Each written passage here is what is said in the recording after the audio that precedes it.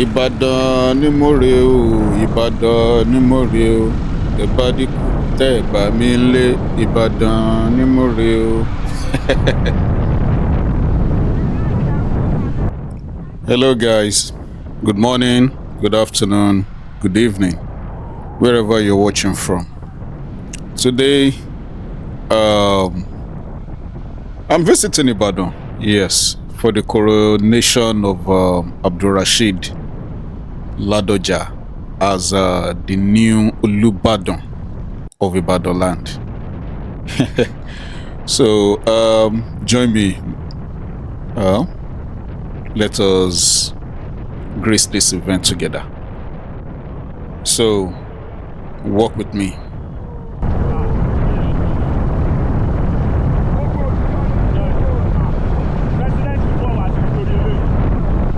For this event, this coronation, I also learned that President Tinubu is coming to grace this event also.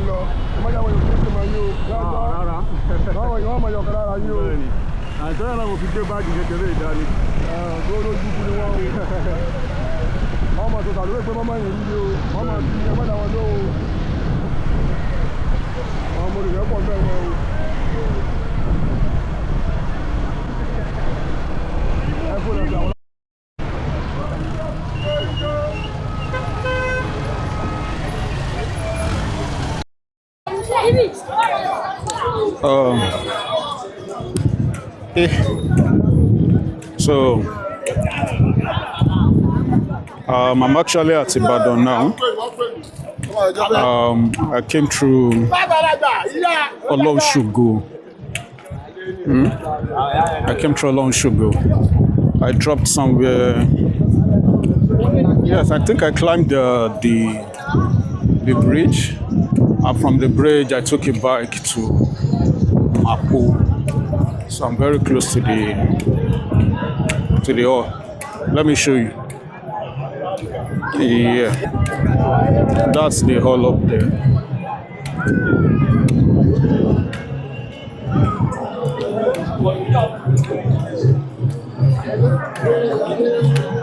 So a lot of people are very much jubilating today for the coronation of the new Olubadan of Ibadan land, Oba Rasheed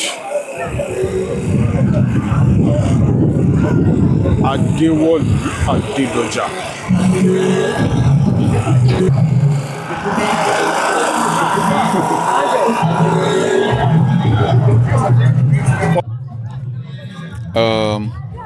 Pardon my misinformation here. This is my first time in this axis of Ibadan. So I was later corrected that this is not the hall per se.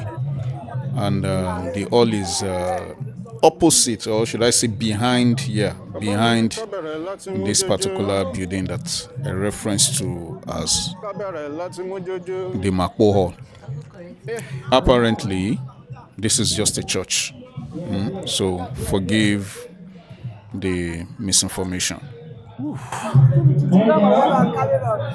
The hill is kind of high. Man, I'm sweating profusely, and unfortunately, I don't have an handkerchief with me. Oof.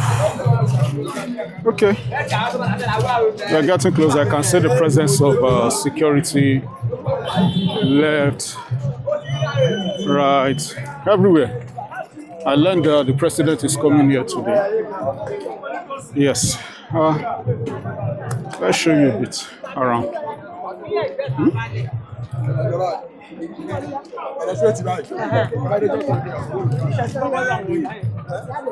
Okay.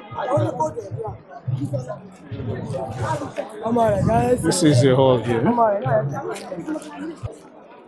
Yeah.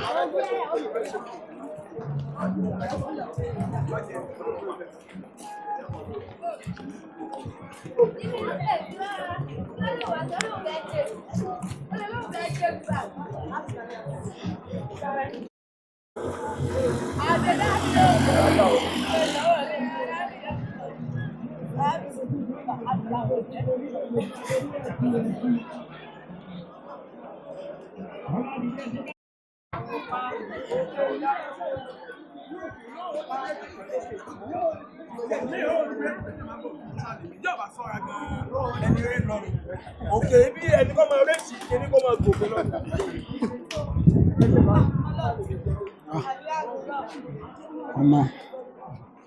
This place is tall. Jeez.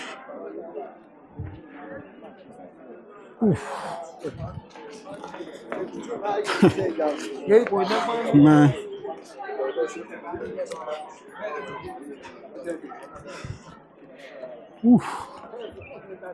Tired already. Yeah, I guess I'm here. Ibadan brown roofs. Ladoja'S ló tún ṣe.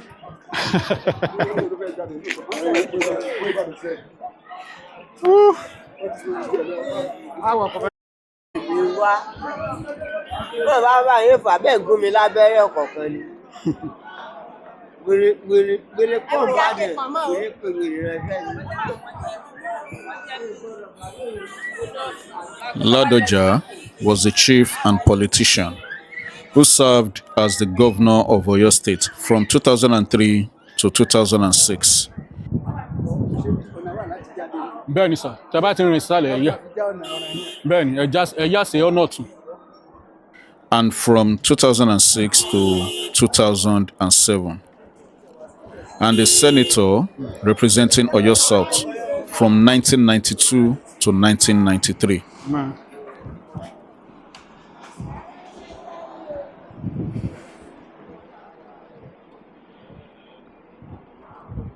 Everywhere is on lockdown. Lockdown.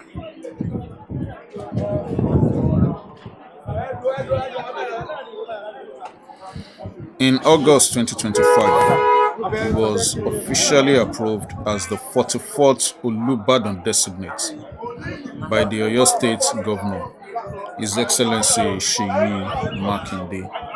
His formal coronation ceremony is taking place today on 26th September 2025.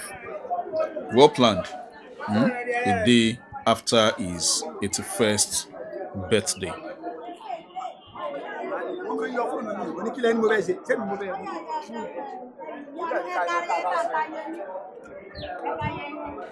Ladoja was born on 25th September 1994 in Gambari village near Ibadan.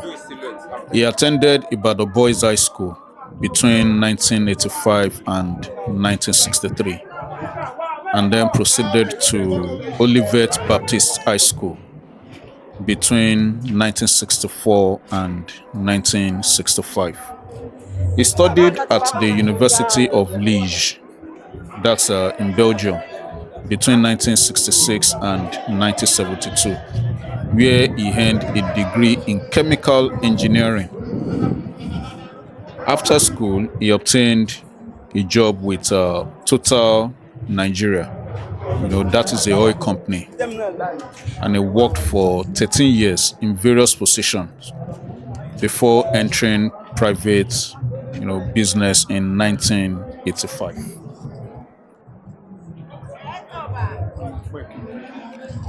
High Chief Rasheed Ladoja's elevation to Otun Olubadan on March 4, 2024 highlights his dedication to cultural preservation and community leadership in Ibadan land. As a senior chief in the Olubadan line of succession, he holds significant influence and a vital role in the traditional council. His responsibilities include governance, cultural preservation, and conflict resolution.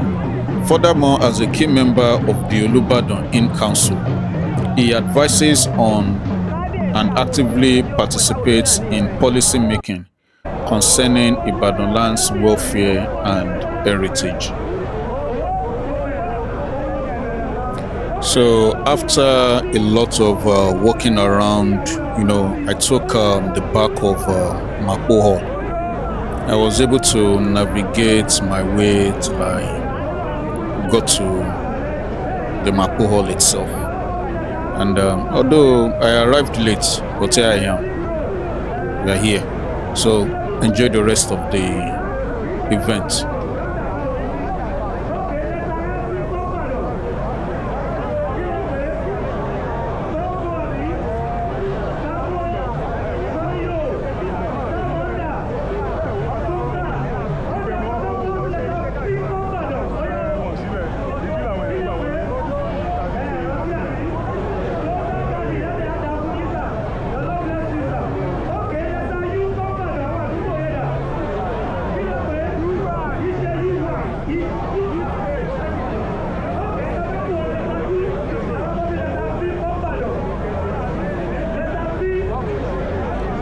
What you're looking at is the white Rolls Royce.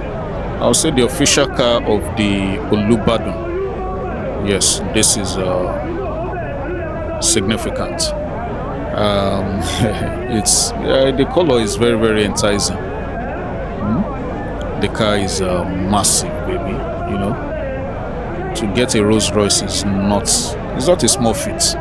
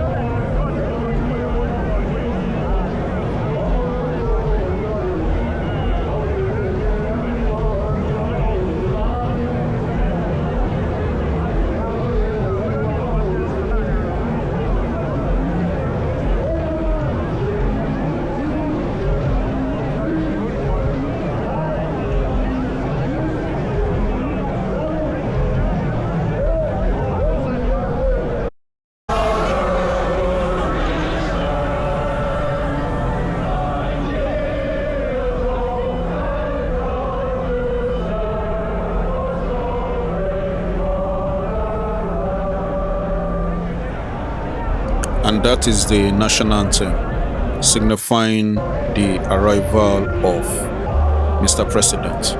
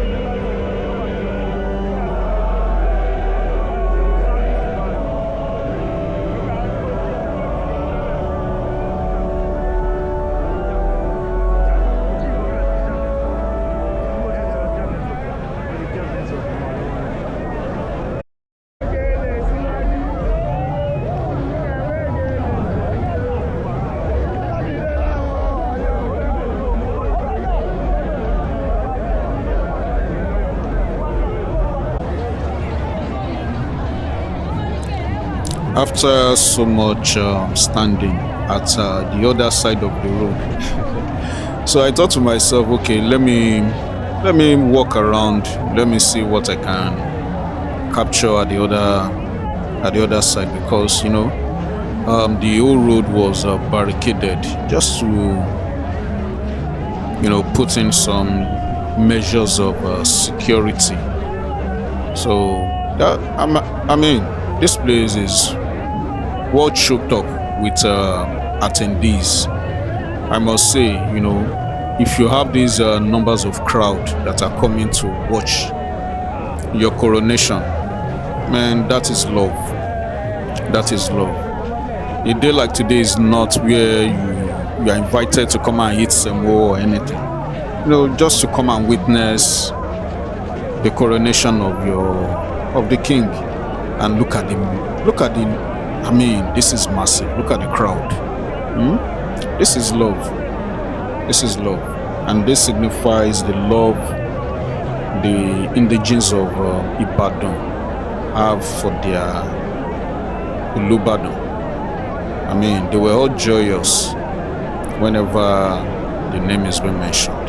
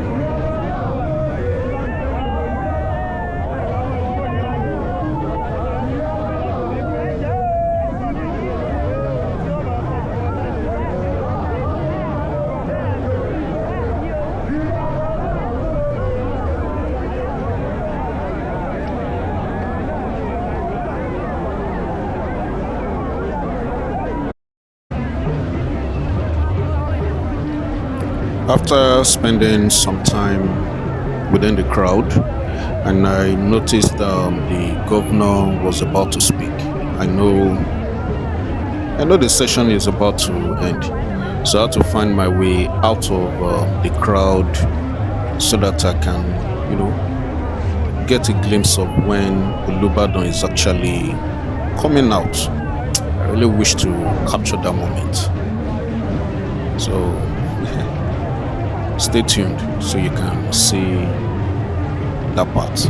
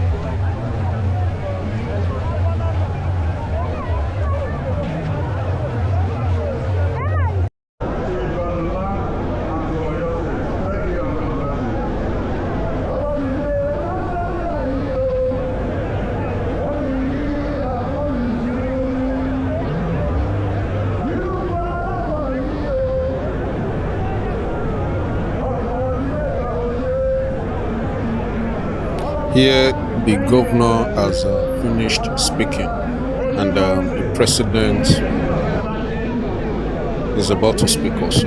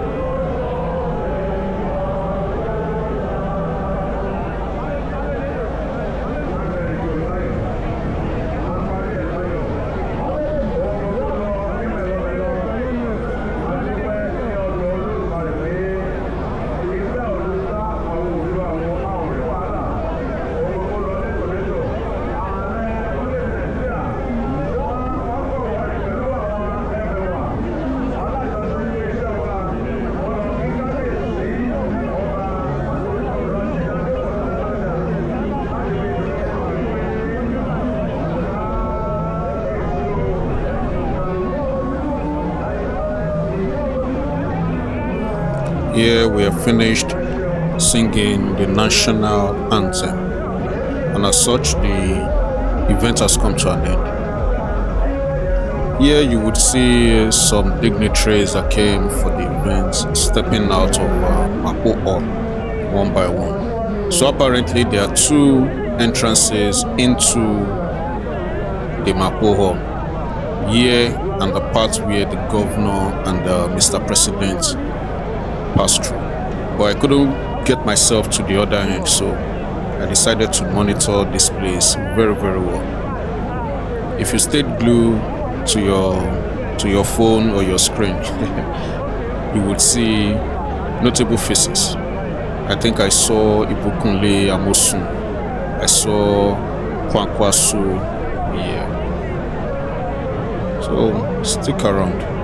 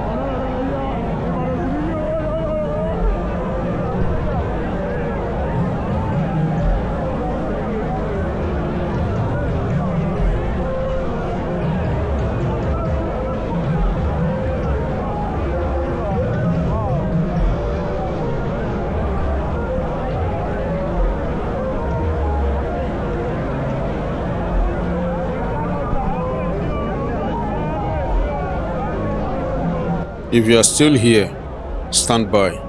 Ibikunle Amosun is approaching. Just watch out for the long cap. Yes, this is him here. This is him passing by. That is Ibikunle Amosun. Here also on the red cap is the presidential aspirant, Rabiu Kankwaso.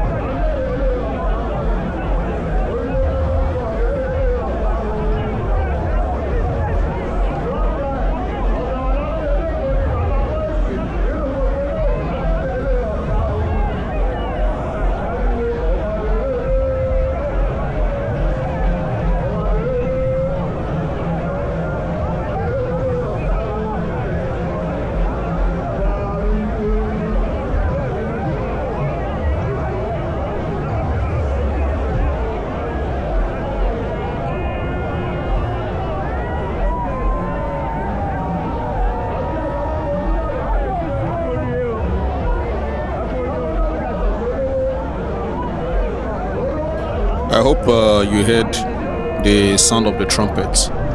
That signifies that the king is approaching.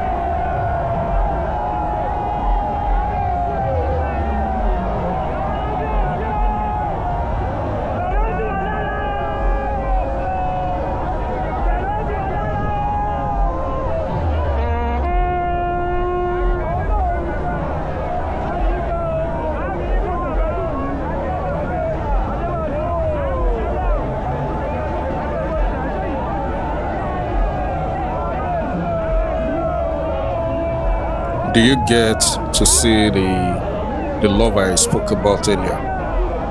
This is not a politician's ceremony, but a king of the people. And look at the love. You hear everyone screaming, Kabesiu!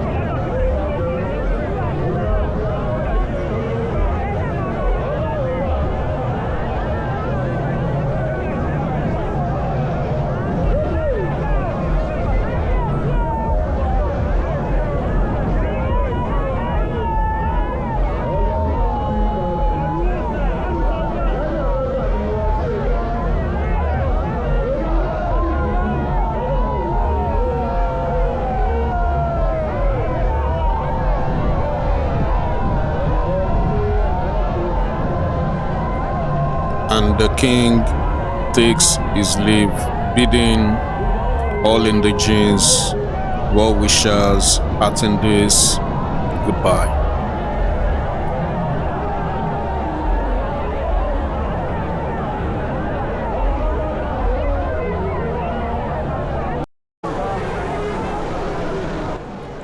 As I couldn't get, an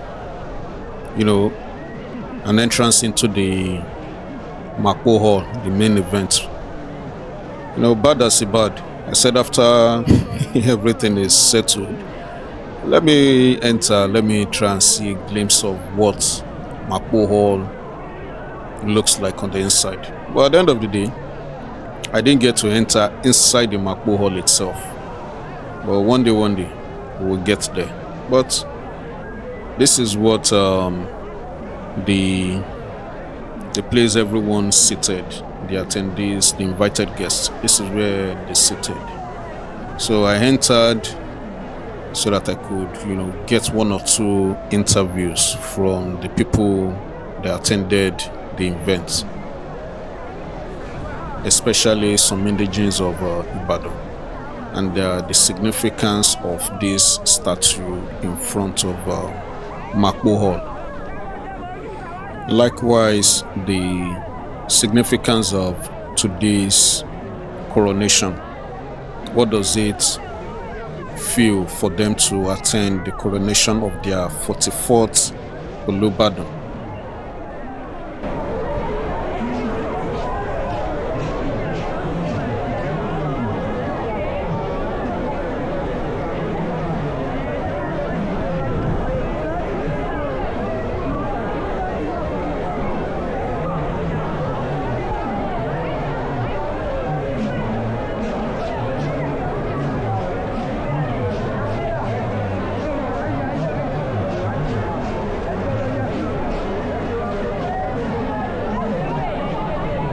inú mi dùn gan lẹ́ni o a tún jọba nìbàdàn tèmi ìyàtọ̀ ọlọ́run ọba ń gbọ́ bàbá Ládọjà ìyàtọ̀ wà ń bẹ̀ o ẹgbẹ́ ọba rẹ jẹ lẹ́ni inú mi dùn gan o first time máa wá síbí ìbàrẹ̀ pé wọ́n ti jọba nìbàdàn àkọ́kọ́ tí wọ́n wá rè o inú mi dùn gan o inú mi dùn gan o bàbá yẹn ò kéré o ọlọ́run ọba ń gbọ́. Ìsáká Mọ́gájì ọmọ agbólé Orógun bójúlé mi Ìbàdàn wòye jagunjagun ni nílùú Ìbàdàn Ògúnmọ́lá wà Ògúnlé wà jẹ́ ń gbọ́ ìbálélé yìí òun yàtọ̀ òun ló jagun Ìbàdàn òun ló tẹ̀ Ìbàdàn ìbá ọ̀nà tó jagun Ìbàdàn rẹ̀ ìlú ẹ̀ gangan ọdún ẹ̀ gangan láwàá yìí tó di eyín ìbá ẹ̀ tó jagun Ìbàdàn rẹ̀ àwọn tó jagun Ìbàdàn gangan rẹ̀ àwọn ọba adáwọ́jọba kọ̀ọ̀kan nìbàdàn àwọn rẹ̀ ibà ni onágbè ní ọba ibà Ìbàdàn bẹ̀rẹ̀ tó fi dé mẹ́rẹ̀ Mapo lọ báyìí lọ́jọba lọ déédéé challenge state lọ báyìí àwọn ló jagun bẹ̀ ló gba gbogbo bẹ̀ láti gate ó jẹ́ yín lọ báyìí bá jagunjagun bẹ̀ ni láyé ogun Ògúnmọ́lá láyé ogun Kírìtì àwọn tó jagun Kírìtì rè ibà tí wọ́n ṣe lé níbí òun mọ́ ni gbàgbé ni tó ṣẹlẹ̀ rí ó dàbí pé bóyá ẹ̀kan ṣoṣo onírú ẹ̀ ṣẹlẹ̀ láyé Ṣàgárí tí wọ́n jọ ọba nìbàdàn mo ti gbàgbé kábíyèsí tó jọba ń gbà yẹn Ṣàgárí lẹ́yìn ẹ̀ kò sí ọba tí wọ́n jẹ tí ààrẹ orílẹ̀-èdè wa tó wárí kò sí nìbàdàn eléyìí ni the first record tó tún jẹ́ alágbádá tó jẹ́ tuntun tó jẹ́ Yorùbá Ládọjà senator ní tẹ́lẹ̀ ó kọ́kọ́ ṣe senator from senator ó ṣe governor lẹ́yìn governor ó tún jọba kò sẹ́ tó ní glory ẹ̀ nìbàdàn tó kọjá òun nìkan Adéwọ̀lú Ládọjà àdúgbò wọn nìyẹn bẹ́ẹ̀ bọ́ǹfọ̀tò làdúgbò wọn tó di eyín tẹ bá ti dé bọ́ǹfọ̀tò tẹ bá ti dé bíkìrì àná gíga ńlá mi báyìí ibẹ̀ ni wọ́n rólé sí ibẹ̀ lé wọn ní ilé àwọn bàbá wọn ibẹ̀ ni àwọn Orógun lèmi Orógun bòdì sálẹ̀ òsì sálẹ̀ ọ̀rọ̀ lèmi Mọ́gàjì ibẹ̀ wọn Mọ́gàjì ibẹ̀ lèmi Ìsáká Mọ́gàjì lórúkọ tèmi fresh ni mo wà mo wálé ni torí ẹ̀ mo fi wálé ọdún torí ẹ̀ ó di ẹyin àwọn bàbá tí wà rè bàbá ńlá bàbá tí wà rè ibà Ògúnmọ́lá Ìbíkúnlé lẹ́yìn àwọn tó kàn rèé ibà oní the first and the last jagunjagun táwọn òyìnbó fi dé tó bẹ́yìnbó járe Mapo táwọn Mapo ọ̀lú èmi táwọn òyìnbó kọ́kọ́ dé sí ní Agodi ni wọ́n sùn Agodi Western region gbogbo Western region lẹ Yorùbá pátápátá Ìbàdàn ní Western region but influence yìí pé àwa àkàwé but àtóbi ẹ ṣàṣèjọba ẹ wá máa sun ẹ máa sọ̀dọ̀ wa ń bí ẹ máa sun bí ẹ máa lé Èkó ẹbí lẹ́sùn gbogbo ọba àwọn Awólọ́wọ̀ ni o àwọn Akíntọ́lá ni o àwọn Akíjì gbogbo wọn àwọn Adélabú Pẹ̀kẹ́lẹ́ Mẹ́sì Ìbàdàn ní Agodi ní wọ́n fi ṣe headquarter Agodi gbogbo èyìnbó Agodi ni wọ́n sùn Ìbàdàn headquarter Western region kò sí ẹni tó ní foríbalẹ̀ fún Ìbàdàn and the largest city in Africa kò sí ìlú ológo ni kò síbi táwọn sì káàkiri gbogbo orílẹ̀-èdè àgbáyé kò síbi tó sọ ọmọ Ìbàdàn bẹ́ẹ̀ kò sí tẹ́wádékú tọ́nu ibi tẹ́mi ti wá nìyẹn láti sọ fún yín ẹ bá dé Burkina ẹ bá dé Togo ẹ bá dé Ghana Ìbàdàn ní Ògbómọ̀ṣọ́ ohun tó wà lẹ́yìn nínú travel kò sẹ́ni tó travel tó wá bẹ́ẹ̀ dá Amẹ́ríkà ní street lamẹ́ríkà Ìbàdàn ní street Kíyì street àbúrò ẹ̀gbọ́n bàbá tèmi ẹ̀gbọ́n mọ́mì mi yẹ̀kínà ní fowó ṣe Kíyì street ní New Jersey lamẹ́ríkà àwọn ní wọ́n tẹ̀ bẹ̀ tó Yorùbá street ni wọ́n pè bẹ̀ ẹ lọ bẹ́ẹ̀ lọ anybody Kíyì street ní New Jersey lamẹ́ríkà Ìbàdàn ló tẹ̀ bẹ̀ tó ìlú ológo ni wọn ológo gbogbo wa ẹ ṣe gan-an.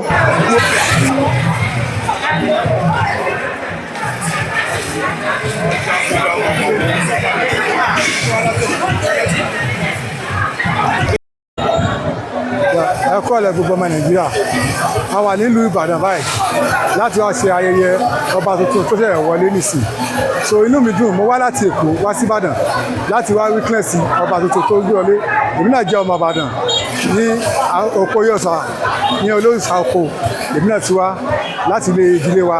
So bí mo ṣe wá sí Ìbàdàn nísìnyí mo wá pẹ̀lú tọkàntọkàn mo wá wá ọba tuntun yọ. Ìgbà tí mo débí mo rí táìmù tí mo wọ bí ni president náà débí. Ìgbà tí mo káàkiri mo rí àwọn ọba, àwọn olóyè, àwọn gọ́vnọ̀.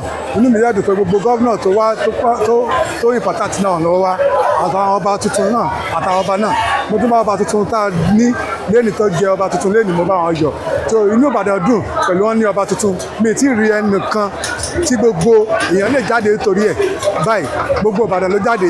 Ojú ọ̀nà ni Ìwó Road ni gbogbo anybody àti gbogbo bẹ̀rẹ̀. So àwọn ìlú mi tún dúró nìsín nítorí ọba tuntun náà.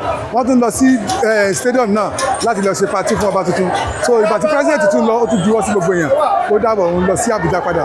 So bí gbogbo èèyàn ṣe dùnnú lẹ́nìí tí inú gbogbo èèyàn dùn tí oníkálukú wá nítorí ọba tuntun kí ọba tuntun ìgbà ìkósàn wà sówó kó sàwà fọmọ kí ìlú Ìbàdàn lálàáfíà gbogbo nǹkan tá à ń fẹ́ Ìbàdàn kán bá a ṣe ojú ọ̀nà ni títí iná ni omi ni kán bá a ṣe síbẹ̀ àti school ẹ̀kọ́ fáwọn ọmọléèwé àtàwọn ọmọ yunifásitì mo kí ọba tuntun tó fẹ́ wọlé mi á pẹ́ o ọdún kan ni o kábíyèsí o onímọ̀lẹ̀ fún ọbaládé o láti Ìbàdàn láti Mọ̀pó ní gbogbo wa wà báyìí tínú wa ti ń dùn. Èmi náà wá láti Èkó wá lè yọ̀ nídìílé bàbá tèmi náà pé ó jẹ́ ọmọ Ìbàdàn ààrẹ ó ń bọ olóòṣà oko. So mo kí Ìbàdàn ẹ kú oríire ọba tuntun àsàn àsọwọ́ àsàn àsọmọ